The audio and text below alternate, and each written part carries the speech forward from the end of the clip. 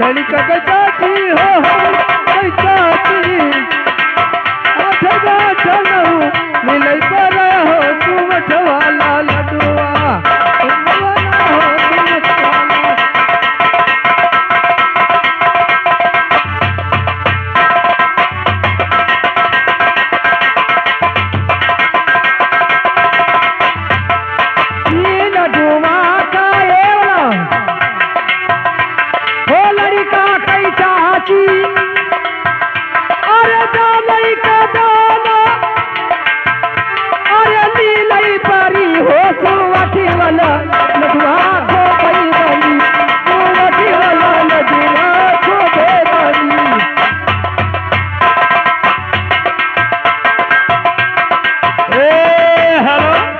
देखो क्या आएगा